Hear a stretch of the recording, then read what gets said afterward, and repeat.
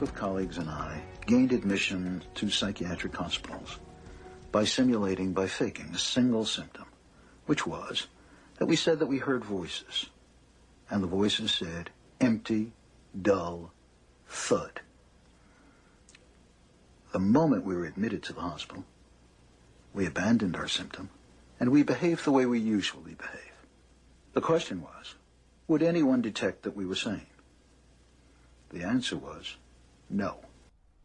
Susannah Cahalan, your new book, The Great Pretender, really centers around the story of this man. Who is he? This is a man, he's a Stanford professor named David Rosenhan, and he was the architect of this amazing study that you have this incredible footage that you just played called On Being Sane in Insane Places.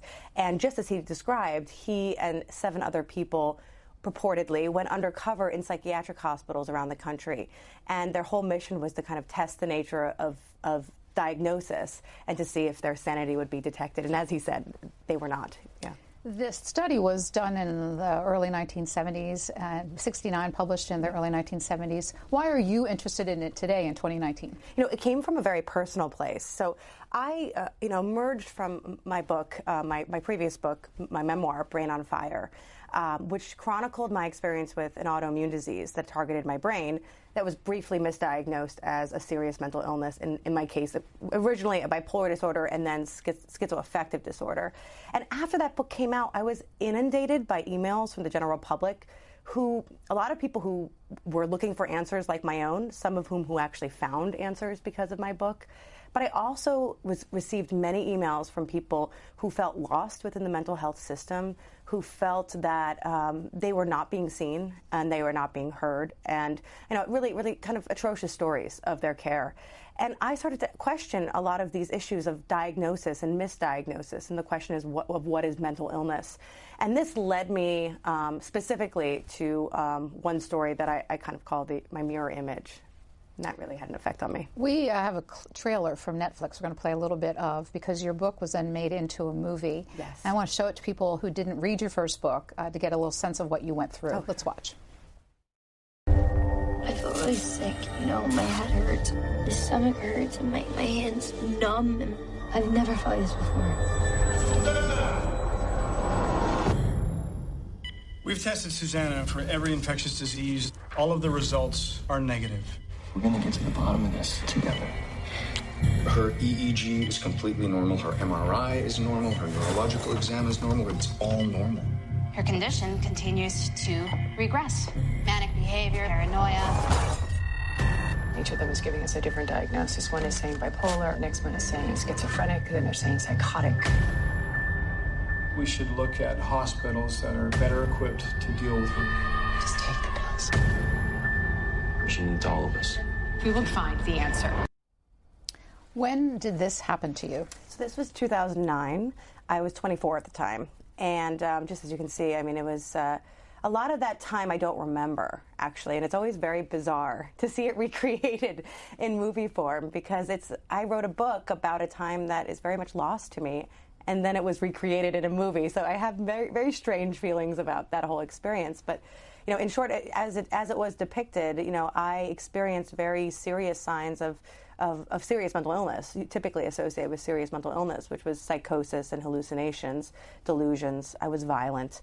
I was paranoid. I was angry. And there are various points doctors had various diagnoses that ran the gamut from bipolar disorder to schizoaffective disorder to kind of various other theories in between. How did you get better? So I got very lucky, and that's something that I very much understand now to a greater degree, having done The Great Pretender, this new book. But I chanced upon this amazing, forward-thinking, beautiful soul of a doctor who really listened to me and listened to my parents and really took a very in-depth patient history and was able to dig in and discover the cause, which was, at that time, a very newly discovered autoimmune disease of the brain called anti-NMDA receptor autoimmune encephalitis, which is a mouthful, but yes. And so what was the treatment plan? Were you, it was medication, pharmaceuticals that made you better ultimately? No, it was not. It was actually kind of the arsenal that you would use to treat any other autoimmune disease. In my case, that was steroids, plasma exchange, plasma out of your blood and exchanged with new plasma, and IVIG treatment. And that was what cured me. So is there a chance you will get it again, or are you cured for life? Do you know? Unfortunately, since it was this disease itself was only named in 2007. I was treated in 2009. I was a 217th person. So the natural history of the illness is not, it's not well understood. So there are a lot of question marks, and one of those is the relapse rates. There are relapse rates. It can come back. But luckily, what I have on my side is I was treated very swiftly and aggressively. Another example of my kind of luck. So hopefully those rates are lower. But I do live with the threat that it could return. So you were out on the book tour, and you kept hearing from people saying, maybe my diagnosis is also wrong. Exactly. So how did you get from there to this project? Well, actually, out on book tour, as you said, in Boston, around that time, I had actually encountered the story that would haunt me of this young woman when I was doing kind of proselytizing. I was talking about this illness to whomever would listen to me. And I really wanted to get the word out that this condition existed. And at one point, I found myself in a psychiatric hospital presenting to the doctors there. And after my presentation, one of the doctors came up to me and said, "We have a woman here. She sounds a lot like you, and we're going to test her for your illness." And I remember walking through the halls of that hospital thinking, is that the person? Is that the person? I remember just being kind of very moved by the thought that someone in there could have had what I had. And I found out 2 weeks later, this person did have what I had. She fit the same profile that I did and had the same diagnosis, but there was a stark difference between us. I was misdiagnosed for 1 month, and she was misdiagnosed for 2 years. And she had been misdiagnosed with schizophrenia. And unfortunately, her doctor told me that she would never fully recover and that she would operate the rest of her life as a quote, permanent child. And this really, not only angered me, but it galvanized me to continue asking these questions of what is mental illness. And at that point, I actually mentioned this story to 2 neuroscientists who I'm friendly with. And one of them turned to me and said, you and this woman are kind of like modern day pseudo patients. And I had no idea what she meant by that. And that night she sent me the study on being sane in insane places, which asks very similar questions to the ones that were percolating around my mind of kind of what is diagnosis, what is mental illness, what do these labels mean, is there validity there?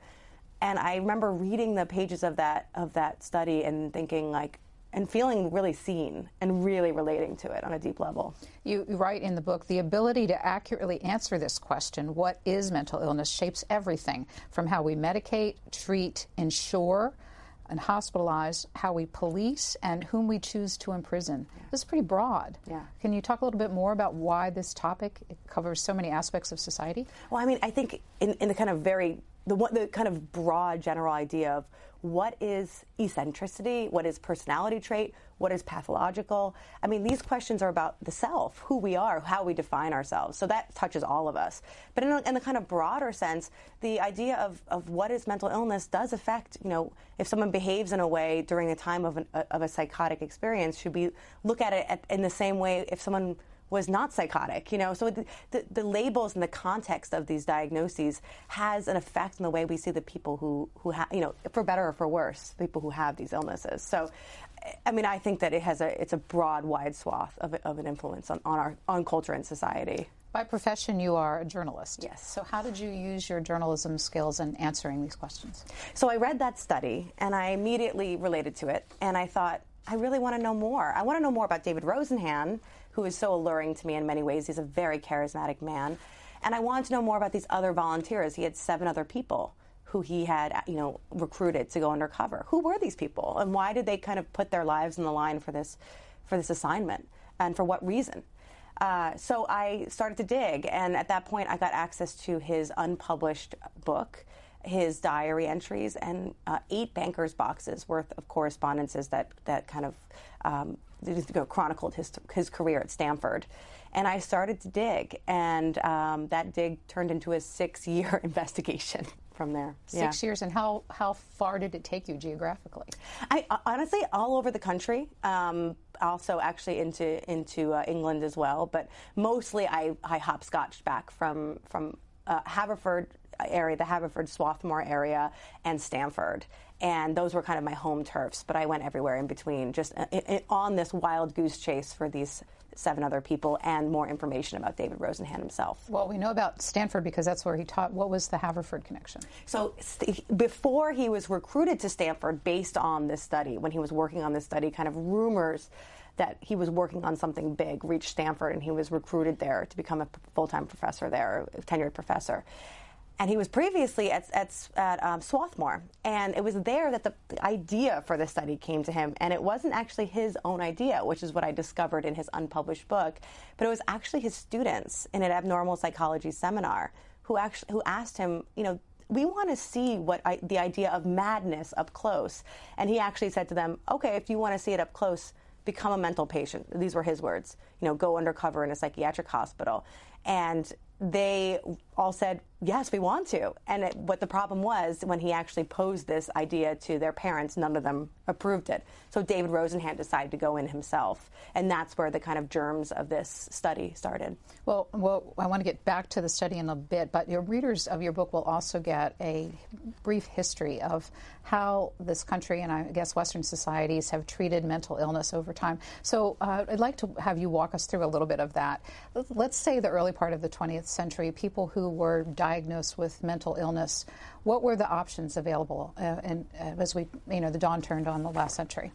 I mean, we've had so many different stages in terms of the way we treat and view mental illness. I kind of start the book with the story of Nellie Bly. That's kind of where I start in terms of the modern history of psychiatry, because you can go back to we could go back forever, but with ancient Egyptians boring holes in people's skulls to try to release the demons of the mind, these questions have plagued us, humanity for forever. And so, but I started with Nellie Bly, who was this amazing woman, a original what we call sob sister, who was a kind of they wrote the sob stories. They were these kind of amazing investigative reporters back when women didn't do such things. And she, in her early 20s, went undercover in a hospital on Blackwell's Island, now is Roosevelt Island, and it was notorious. It was a hellhole. And she went undercover as a psychiatric patient, kind of one of the first to do so in this kind of really over-the-top tabloidy way. And what she found there was appalling. Basically, the idea of insanity, it was a one-size-fits-all. If you were off or different, you would be basically put into an insane asylum. And their care did not exist. There was neglect and there was outright abuse. And what she chronicled in the kind of 2-part expose has really shocked the country, but was going on all over the place during the turn of the century. And who paid for those institutions, which were all over the country at that time? I believe that we paid for them during that time, too, yeah. Some were private, as they are now. It's a similar thing. There were state institutions and there are private institutions, yeah. So then technology started coming along, and there's something called electroshock therapy. Yes. Is that still in use today? It is, and what does that do? It's electroconvulsive therapy now. It's very different than it was then. It's still very controversial. But, it's interesting because in the time that David Rosenhan was going undercover, it was still the kind of scary electroconvulsive therapy we kind of think of and we associate with movies like One Flew Over the Cuckoo's Nest. And these are therapies that were created that a lot of people describe as sledgehammers because we don't really know how they work. They send electrical currents to the brain. In the past, they would induce seizures and people would break their backs and bite their tongues. This is no longer the case. It's very different now. But these contributed to the general public's distrust of psychiatric institutions and psychiatry at that time that David Rosenhan went undercover. And there's another thing that you can tell us when it became put into use, but it is a procedure called a lobotomy. What's a lobotomy? Yes. That is one of the darkest chapters in the history of medicine and in psychiatry in particular. And, it was first created. There was first tested out on chimpanzees, and it's basically a shutting off of the connection between the prefrontal lobe and the rest of the brain. And it's supposed to reduce higher functioning, basically. And it was intended to treat psychosis and a host of other, again, this idea of one-size-fits-all insanity. It was choose to treat homosexuality and psychosis and depression. It was it was just, again, one of these disgusting sledgehammers that we should be very ashamed of in our past. In 1991, the BBC did a documentary on mental health called Madness, and they had interviews with the two people that really popularized, maybe even invented this procedure, Dr. James Watt and Dr. Walter Freeman. Yes. I have a little clip to show people. Let's watch that. Wonderful. That is a picture of me. Really? Yeah. And there's Walt Freeman. See, there's the leucotome. The surgeon then clamps the hemostat on the blunt dissector. I had no misgivings about lobotomy until Dr. Freeman began to do the transorbital lobotomies in his office. And one day I walked in, and as he was doing a lobotomy, and he's a great man for recording things photographically. And so he usually had someone hold the ice pick while he took the photograph. And he asked me, he says, "Jim, will you hold that ice pick while I take the photograph?" I didn't want to have a picture of me holding an ice pick in a patient's head. So I said, no, I'd rather not. It's really hard to watch. It is. This procedure. How long was it practiced? I mean, it was practiced, I'm not sure exactly the time when, but many people in this country, I mean, I think hundreds of thousands of people in this country underwent it. And the most shocking story for me, or poetic in many ways, was the story of Rosemary Kennedy, who had a lobotomy done by Walter Freeman and James Watts. I read a lot about other biographers had done books about Rosemary, and the passages about her pre and post lobotomy were heartbreaking. Before, she had her mother giving birth, had a difficult birth, and I think there was oxygen deprived to her brain. She'd always been a little bit different than the rest of her siblings, but she was vivacious and very alive and very strong-willed and beautiful. And after the lobotomy, I think one of the writers described her as a painting that had been brutally slashed. She could hardly come up with any words. She walked forever pigeon-toed, and she would basically be an invalid the rest of her life. It was a travesty. So often we see in this town of Washington that political figures who have personal stories in their lives use them to galvanize public policy efforts. So how did the Kennedy family, in particular her brother, who became president of the United States, incorporate this experience into view of and work on mental health issues? You know, this was a kind of amazing story, the connection between Rosemary and how it affected us in the long term. JFK obviously was very affected by his sister's story, and that, I think, 100% had an effect on his policy, which was the Community Mental Health Care Act, which he kind of turned away from many of the institutions in a bid to create, a community care model, which would take people out of these warehouses where people were mistreated and abused and neglected, and have people treated in the community. And that was the ideal of it. Unfortunately, he died before any of this was actually actualized, and the result was that these community care models were not enacted, and the money did not follow the patients, even though the hospitals did close. You write that the second step of that was when Lyndon Johnson came into office with the signing of Medicare and Medicaid in 1965. What happened in that point that affected federal policy about mental health treatment? There's something called the IMD exclusion, which reduced, eliminated funding for any hospitals that had more than, I think, 16 beds. So that just, again, facilitated the mass closure of a lot of these big state institutions that were, again, very broken and needed fixing, but they were outright closed without any safety net in place or any place for very sick people to go. So the state versus federal role in treating mental health changed as a result of that. So what did states, they were expecting something from the federal government that never materialized? I guess they were trying to kind of push off they knew they weren't going to get the funding, so what was the outcome? They would close the institutions. If they were going to just be losing money, the result was if they closed the institution, they would save money. It was really a follow the money story, I think. So some statistics that, as you mentioned, the community care aspect of this never materialized. Although, I just found in our archives that they celebrated the 50th anniversary of this act passing as though it had a big impact. Did it have a big impact at all on society? Of course it did. I mean, I think you walk the streets and see people who are, I think it closed a lot of places that were terrible. But I think it left a lot of people who needed our help the most without help. So it had a huge effect on closing very bad places, which is that's a great thing. But I think that it was not fully actualized. And I think that I think that there's a lot that could have been done with these ideals. And in fact, I relate to a lot of the idea of treating people within the community. That's a wonderful model. But the money was not there, and you can see it on your walk. For me in New York City, I can see it on my walk to work every day. With people, passing homeless people who are very seriously sick. So the stat that you have in your book is 90% of the mental health beds that were available when JFK signed the bill in 1963 have closed. Yeah. And at the same time, our population has doubled in about that time. So then where are these people going? I mean, of course, it's a broad and very complex story. We have more drugs available to treat people. Perhaps some of those people would not need to be hospitalized. That is a valid point. But there are still very sick people who aren't getting the help they need.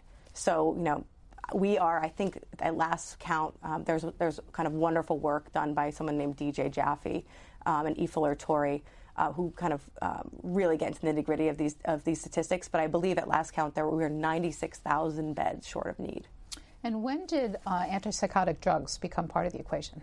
Well, it was Thorazine itself was discovered in the 50s. So they've been around for a very long time. But around the time that David Rosenhan and his 7 other people went undercover in psychiatric hospitals, that's when the real story of the antipsychotic, medicine is changing psychiatry really started to come into full effect. And you add stelazine and compazine and all these other antipsychotic drugs that would join the marketplace and really change the way psychiatry was practiced. That was all happening around in the 1970s. So we're going to go back then and spend a little more time with David Rosenhan and how you pursued it and what you found out. Here's another clip from him. As we look at it, you write, in 1969, David Rosenhan walked into the intake room at an unspecified hospital in Pennsylvania and set off a metaphorical time bomb. Let's listen to him, and we'll come back and learn how. The term we use to describe the experience is dehumanized. Nobody talks to you. Nobody has any contact with you. The average contact of patients with staff was about 6.5 minutes a day. Nobody comes to visit. The first time I was in a psychiatric hospital, on an admissions ward with 41 men, my wife constituted 4 of the 7 visitors on a weekend. Psychiatric hospitals are storehouses for people in society whom you really don't want, whom you really don't understand, and for whom you've lost a great deal of sympathy. Was that a factor, a generalization at that point in time? I think at that point in time it was probably the norm. I do. I mean, it's watching him speak, he's such a beautiful speaker, and it's one of the reasons, and a writer, and it's one of the reasons why I fell in love with this study. He went undercover in a psychiatric hospital at Haverford State. Psychiatric hospital, and he spent 9 days there as a patient, and the descriptions that he experienced they're gorgeous. And I, even in my brief period of being misdiagnosed, related so much to the depersonalization that he described, this feeling of this otherness, of being labeled, the idea that doctors kind of see you through a clinical gaze, through a prism of your mental illness. These are all things that he described, and I believe were probably very common at the time and continue to be common today. So that was his experience, and then describe how he put the rest of the study together with his students.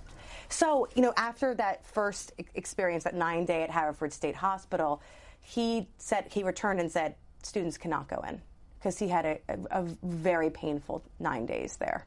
And he was a shaken, his colleagues who I interviewed described a very shaken man.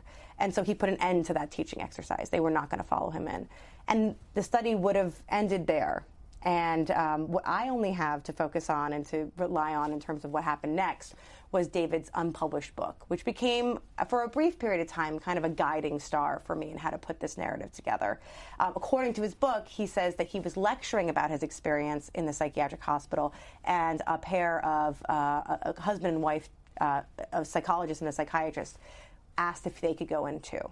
Now, I could not verify that that actually happened, and that one ended up being one of the many issues that started to emerge with the study, that started to indicate to me that things were not as they appeared in the way that he portrayed them. In his unpublished book, ultimately, how many people did he say participated in this project? He said all 8 participated in the project. The problem was I couldn't verify many of his claims and found many inconsistencies as well along the way. So if the book was unpublished, how did this study become so important? Well, because the study itself was published in Science, which is one of the most esteemed publications, scientific publications in the world. And I think, in many ways, you think 8 people, if you think of a data set as an N in terms of number of kind of subjects, it's not a very scientific or rigorous data set. However, the fact that it was in Science gave it this feeling of importance, of scientific rigorousness that perhaps it didn't deserve. So that's one of the reasons I think why this study had such a huge effect, was actually where it was published. It was published in 1973 in Science. So then what happened? Well, after the study was published, there was a huge outcry, and there was kind of 2 different reactions. On one side, the lay public read this study and kind of it was confirmation of what many suspected, and it was confirmation of what they were seeing in kind of mass media and in the culture. At that time, you had movies like Snake Pit, you had One Flew Over the Cuckoo's Nest, you had a litany of exposés about the horrors that were happening in psychiatric hospitals. So the fact that David Rosenhan and his pseudo-patients came back, misdiagnosed, grossly misdiagnosed, and in fact never discovered as pseudo-patients, especially, during long stays. One person stayed for 52 days, according to the study, and was never revealed to be, faking her illness.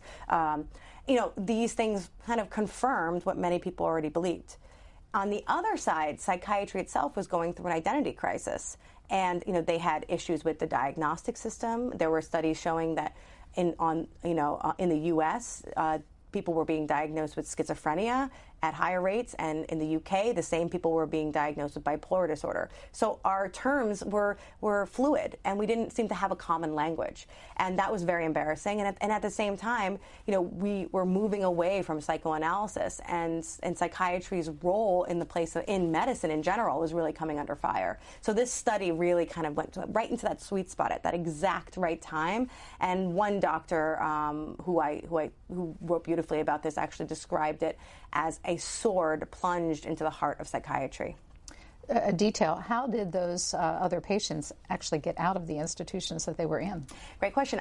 So the average stay was 19 days. It ranged from 7 to 52 days, and all of them, according to the paper, left against medical advice. So at various points, they would try to petition to get out and would not be able to get out because they were not deemed well enough. Now, a major part of the study was that each patient would only commit themselves, would try to commit themselves based on one symptom alone.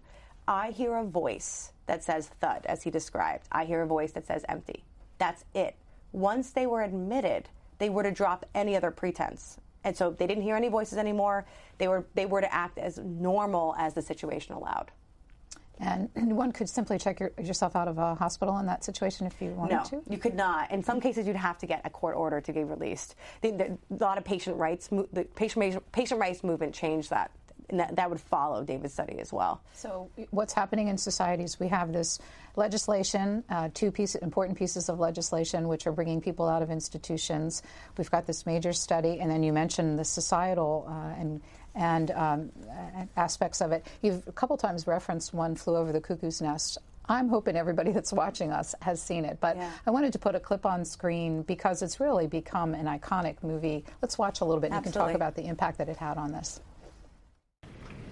As a matter of fact, there are very few men here who are committed. There's Mr. Bromden, Mr. Tabor, some of the chronics, than you.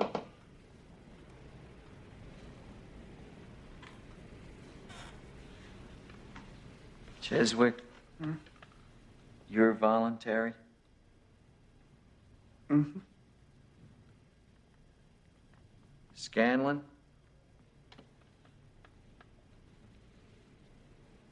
Billy, for Christ's sakes, you must be committed, right? No. Jesus, I mean, you guys do nothing but complain about how you can't stand it in this place here, and then you haven't got the guts just to walk out? I mean, what do you think you are, for Christ's sake, crazy or something? Mm-hmm. Well, you're not. You're not. So we still talk about this movie and the characters all these years later. What impact did it really have? And are you surprised that something like a movie can have such a cultural impact? Well, at the time, when the study was out, this movie actually was not out yet. It was the book that had the tremendous effect. But I think what it did, both the movie and the book, really shaped public opinion about psychiatry, about not only its limitations, but the dangerousness of its power, embodied in the Nurse Ratched character, who was on there. And, I think that it had a huge effect on people's kind of distrust of psychiatry. And I think that, too, kind of made psychiatry double down in a lot of ways in response to that kind of general public distrust of its field. So what happened? How did the field respond? Specifically to the study, or all of this swirling around? Well, this is really interesting because the study itself had a very, very kind of key effect on psychiatry's response, which is embodied in the kind of Bible of psychiatry, which is called the DSM, the Diagnostic Statistical Manual of Mental Disorders.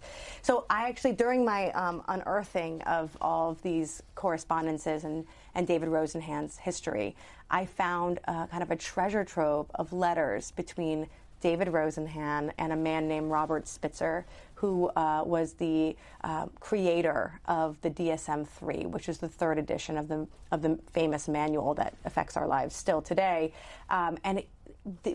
Robert Spitzer was very much against this study, and he spoke out very widely about his distaste for the study and his kind of pushback against it. But in the letters between them, I see this back and forth, and I realized that Robert Spitzer actually saw the study as an opportunity. And I confirmed this with his wife. So basically, at that time in 1973, he was starting to work on what would become the DSM-3, and which would become basically a medicalization of psychiatry. It would basically put together a manual that would make everything very prescribed and orderly. People described it kind of disparagingly as a Chinese menu approach.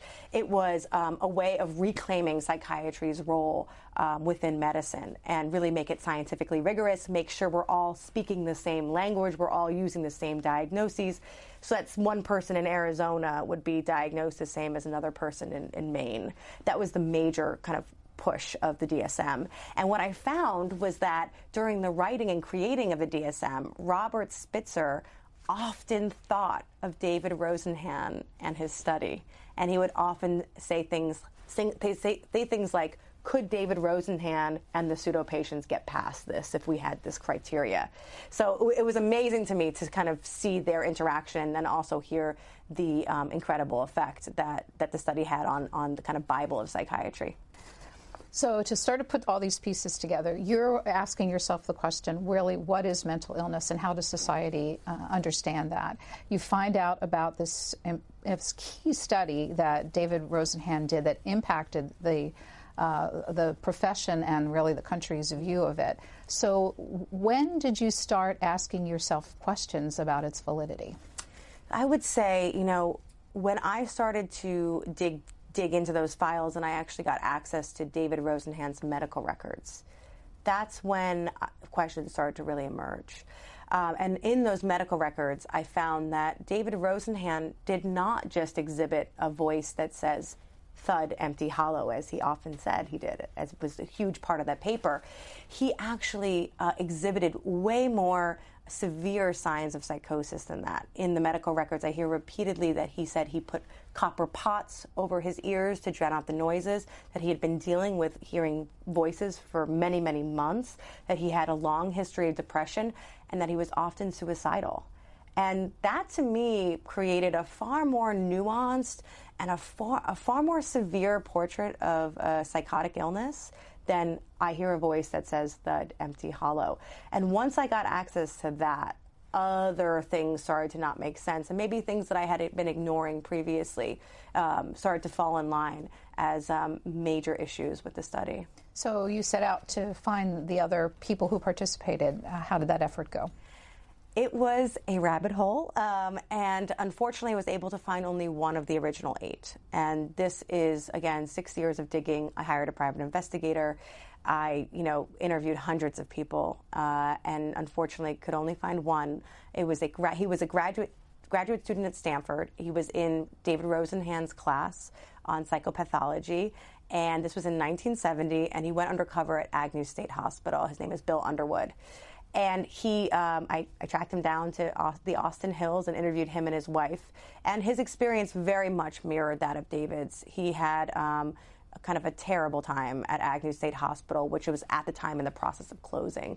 And he described very similarly the depersonalization. At one point, he was even mistaken for another patient who had diabetes and almost given insulin therapy. At another point, he actually swallowed Thorazine because he had been given a Thorazine tablet that was a rapid melt tablet. And the idea of cheeking it, which is how they were trained, what they were trained to do with the pills, just wouldn't have worked with a rapid melt.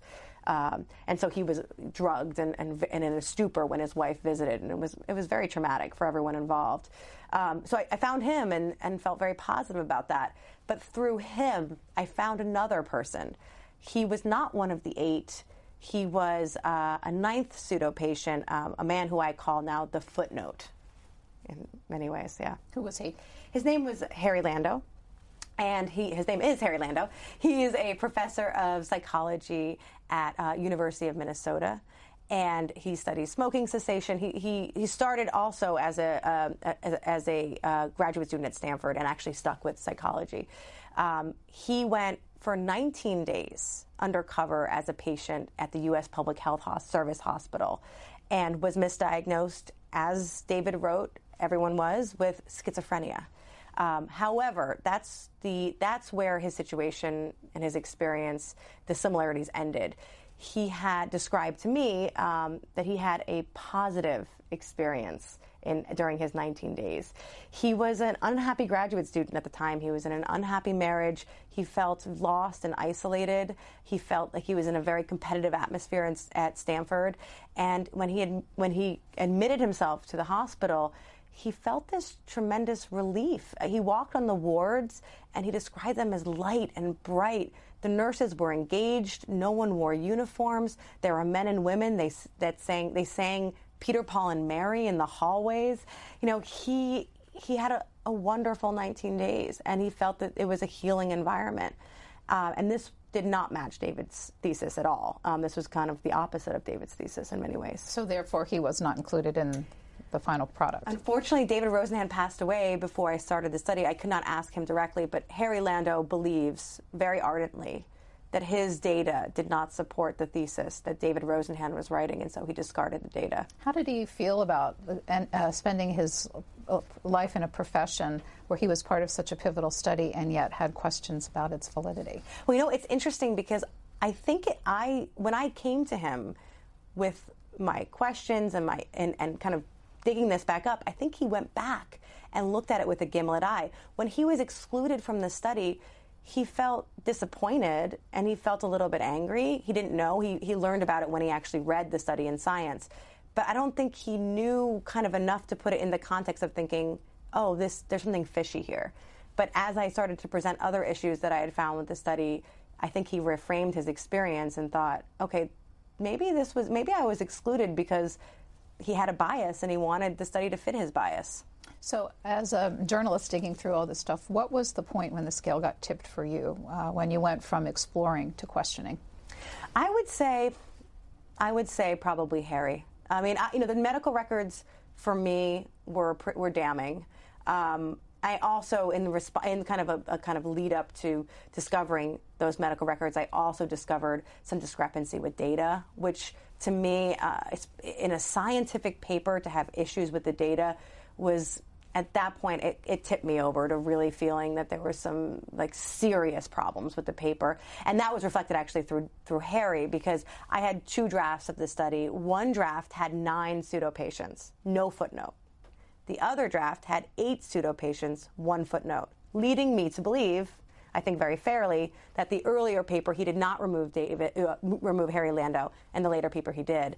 And unfortunately, none of the numbers, not one, changed. We still had 2,100 pills given. We still had, down to the decimal number of minutes that psychiatrists spent on average outside of on the floor, or nurses spent out of the cage. I mean, very highly specific numbers, not one changed. And that to me was pretty damning, that I thought, okay, this is beyond sloppiness. There's some kind of willful massaging here. So once you had this more or less aha moment that this is not all adding up, what did you do with that hunch? Well, at first I thought the book's done, because I really thought that I wanted to find these pseudo patients. And the more I dug, I started to doubt maybe if these pseudo patients really existed at all. And I thought, what do I do now? And I really thought that the book was over. Now in retrospect, I realize it's actually a more interesting book, having this kind of search for these answers, but at the time I thought, what am I going to do with this? And I was also very much embedded in David Rosenhan's world. I'm very close with his very close friends. I'm close with his son, Jack. And it made me very uncomfortable, because in many ways he was a hero. I loved that study. And it was a lesson that you don't want to kind of meet your heroes. You don't want to learn more about your heroes, because they might let you down. I felt very let down. What about his family? You've had to have presented the evidence at some point to them that their their close relatives' life work may have not been valid. So how did they react? It was really difficult. And, one of the reasons why this took 6 years is that I wanted to be sure. And I wanted to dig up every single lead I possibly could. I had a confidant who was David's very close friend, Florence Keller. And she was kind of a guru going through this. She knew him. She was one of his best friends. And she went through every major reveal with me. And at various points came to very similar conclusions that I did. So I felt supported by someone who knew him very well in some of the things that I was finding. The hardest person to talk to about this was his son. And I took him out to lunch. I remember when I first had an inkling that things were awry, and I presented some of these issues to him. And his response at the time was, my father was a storyteller, but I don't think he would do anything to mess with his research. So that was his stance then. And then as the book started to come together and publication loomed, I fact-checked the book with him and made it very clear that this might not make for pleasant reading, and that the conclusion I came to might not kind of put his father in the best light.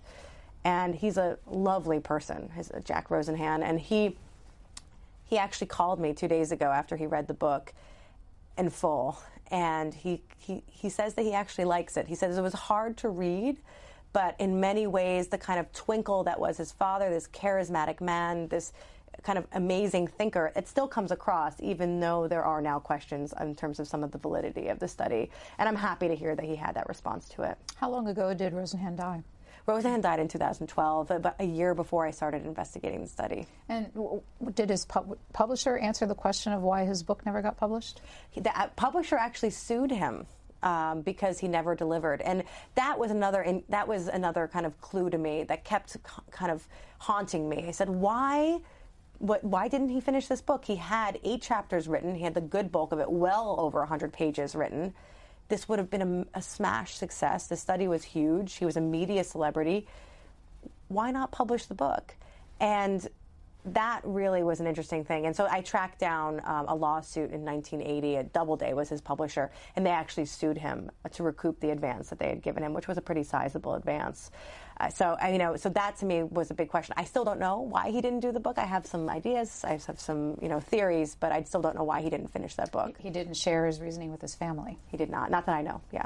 So then let's get to the core of the question. What's the implication if Rosenhan's study was not valid? Well, because Rosenhan's study had such a wide kind of influence on so much of what we contend with today, so much of the mental health crisis that we see today was touched in some ways by this study, and a lot of public opinion about psychiatry, about its institutions, were in part shaped by this study. So I think that in questioning it, we have to go back and question some of our assumptions. And I hope that this gives us an opportunity to kind of go back and reassess in a way to move forward, because you can't move forward on a rotten foundation. And if this study wasn't up to snuff, if it wasn't legitimate, we really have to rethink some of the conclusions that it presented. You told us about the connection between Rosenhan's study and DSM-3. What does DSM stand for? Oh, sorry, Diagnostic Statistical Manual of Mental Disorders. And what version are we on now? 5. So there was a relationship between the development of that and Rosenhan's study. Was it one where you questioned the DSM ratings? I do. I think that most psychiatrists who are, especially research psychiatrists, but most psychiatrists who are more in the cutting edge areas definitely question the DSM. Even the NIMH now want their researchers to use a different criteria than the DSM. The DSM presents illnesses in hardline senses. We have schizophrenia, we have bipolar disorder, and they're kind of they're separated, right? And they have different criteria. But what people are finding in the research side, again, these are all big questions. We don't have answers. But what they're finding is that genetically there are overlaps, and that there are kind of more gray areas between these diagnoses than there are hard lines. So I think that Rosenhan's pushed the field to kind of defend itself and say, we are legitimate, this is our criteria, and we're going to be very strident about the terms that we use. But unfortunately, in response, it kind of created a black and white system where a lot of it's very gray. Everything that deals with the brain is very gray. And I think that I think there is a reckoning with that today now, too. Here's another set of statistics that you report in the book that, to me, seems like a demonstration of having this roadmap of diagnoses. Since this period of time, childhood bipolar disorder diagnoses, increased 40-fold in 15 years. There's been a 57-fold increase in children's autism spectrum diagnosis from the 70s to today.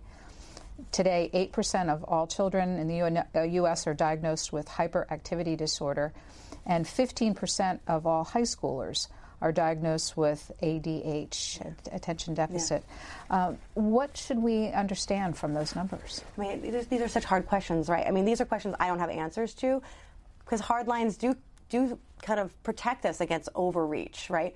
But is this overreach or was it underreach before? I mean, these are questions that we have to grapple with within the field, outside of the field, as a society, and they're difficult ones, and I don't have the answers for that. So related to that, we talked earlier about pharmaceuticals. What impact has been the growth of the pharmaceutical industry had on how we approach all of these questions in society? Well, what's been amazing to me and kind of my pursuit of these questions is that I learned how much medicine, psychiatry in particular, but medicine in general, is man-made. We have these, guidelines that move and change and adapt. And they're moved and changed and adapt by many things, and some of them are pharmaceutical industry interests. Some is changing standards. More understanding about technology and our understanding about the body. I mean, there's kind of good and bad with these moving targets, but that was incredibly kind of enlightening to me about how kind of man-made, how artificial, how gray a lot of medicine is. And I think that the pharmaceutical interest in psychiatry is something that I think the field is really starting to come to terms with right now. You have been out speaking about this even before the book was published to psychiatry groups and the like. What's been the reaction to you questioning the basic foundational tenets of their profession? I mean, I think the best psychiatrists embrace this, because it's constantly moving forward. Robert Spitzer, for example, who created the DSM-3, he created that document to be a living, breathing document because he said, we don't have a lot of knowledge yet. We are talking about the brain. It is an isolated organ. It's impossible to study in real time. We can't really look at it and touch it. The psychiatry deals with very complex issues. And I think that our hope is that what we're dealing with right now will seem primitive in 50 years. So I think people who are really thinking about these issues and really interrogating them welcome questions. We don't push against that. I think what I hope in this book is that I raise these questions for a reason, so that we can think more critically about some things that we take for granted as being just the truth. Well, circling back to your own experience with this, where will the questioning come of whether or not this has got a biological or organic base as opposed to mental health? In terms of people getting diagnosed. Oh, in terms of if we have like a test, a blood test or an objective measure, right? Are people beginning to question, could this be something other than a mental health issue? Could it have biological origins that, as your own experience did? The DSM doesn't provide for that. Well, of course, because we don't have those answers yet. I mean, I think that what you're saying, it's this dichotomy that I think is false. Because I think in a lot of ways what we're going to discover is that there's really no difference between organic or inorganic or psychiatric versus neurological. I think there's going to be so much overlap. And I think eventually down the line, this is my hope, and I'm very optimistic, and I'm not a doctor, but this is my hope, is that those terms kind of become outdated.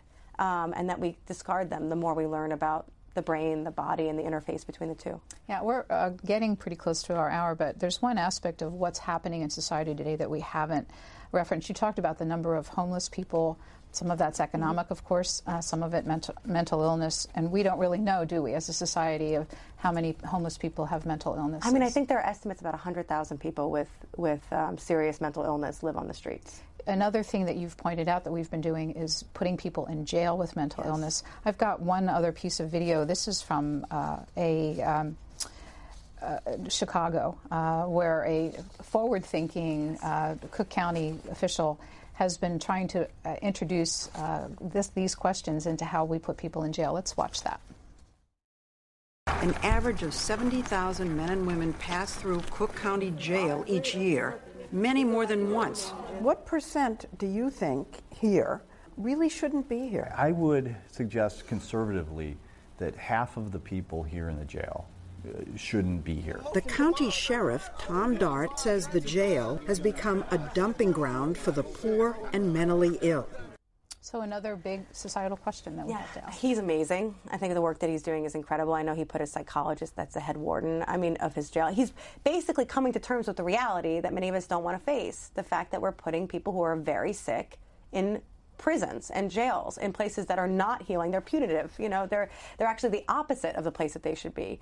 And I like that he's at least facing this head on, and he's saying this is the situation, and we have to deal with it head on, and we have to come to terms with the fact that we are putting sick people in. We're imprisoning sick people, and I just really think that it's a testament to his kind of his way of seeing the world that he's doing. So is Washington? Right now, we're of course very much involved in the impeachment issue here, and a lot of policy issues are not being attended to. But are these questions being discussed in Washington, D.C. with federal policymakers, or is it mostly a state and local policymakers that are thinking about homelessness and the connection to mental illness, prison population and the connection to mental illness? I think you're seeing kind of movement or lack thereof in the state side. I think across the board, from my perspective, we're losing this issue. If we have one of the more forward-thinking jails saying half the people don't belong here, clearly we're not doing correct. We're failing on a federal and a state level. But I think that there are some bright spots in my experience. My experiences, there are some interface between police and mental health experts that seem to be. There are mental health courts that divert people who are seriously mentally ill before they even get into the prison and jail system. So there are some kind of initiatives that seem to be doing something. But I think in so many ways we are so behind as a culture, and this is something that I think. It's kind of a wide swath across the political spectrum. We're not doing the right thing for very sick people. In your book, you describe our mental health care system a horror show. If we look at other countries, England, Canada, other places, are we different in that regard in the way we approach these questions, or is it Western society all in the same place? I think that we all grapple with many similar issues. I think we probably, there are some places that seem to be doing this right. There's actually work that's interesting out of LA that's going on right now, where they're actually studying a system in Trieste, Italy, And that's a very community focused model. It's not an institution model. And it's interesting, it's actually kind of tiers of care that's provided through the community. They're kind of trying to adapt that. And it's really interesting to see that this small town in Italy seems to be doing it right. I actually visited a place that I thought was doing it correctly in South Dakota. And this was a hospital system there where not only do they have a mobile triage unit that goes to the actual sickest people in the community, they interface with police officers. They have suicide hotlines for farmers manned by farmers, and they have acute care units and longer-term care units, and they have nurses and attendants who really care about their job and really care about the people there. I mean, I went, and in a similar way that Harry Landau described his experience, the wards were light and bright and airy, and it felt healing. And I've been to a lot of psychiatric hospitals in the course of researching this book. I would not use those words to describe pretty much any other ones that I saw in terms of the state level. So you end by saying you believe that psychiatry will one day be deserving of the faith you have in it to adapt. Yeah. What will get our society there? Well, I think in kind of simplistic as this might sound, I think that psychiatry at its best is the art of medicine writ large, right? It's really listening to the patient. It's really relating to the patient. It's taking deep patient histories. It's using all five senses in terms of taking in the patient, because we don't have blood tests. We don't have these objective measures. So you need to really focus on the art of medicine. And so I hope that as we learn more about the body and the brain, the art of medicine won't be discarded, and that as we kind of make these advancements, those will be married, and care will improve. So that's my hope. I am optimistic about that in the long term. So really the last 7-8 years of your life, either through your own experience or working on this book, has been consumed with this question of what is mental illness and how do we treat it. You're obviously so passionate about this. Do you think you're going to be spending more time on this subject? Are there more questions to be asked, or is it time to put your skills to something else? Oh, wow. What a great question. You know, I have to say I'm obsessed, and I think maybe because it comes from a personal place, but I don't believe I'm done talking about these issues, no. Because there's still so much. I mean, the minute you peel that onion, it's just more layers and more layers and more layers. So I think I'm going to be talking about this for a long time. Well, thank you for talking about it with us for the past hour. Thank you for having me.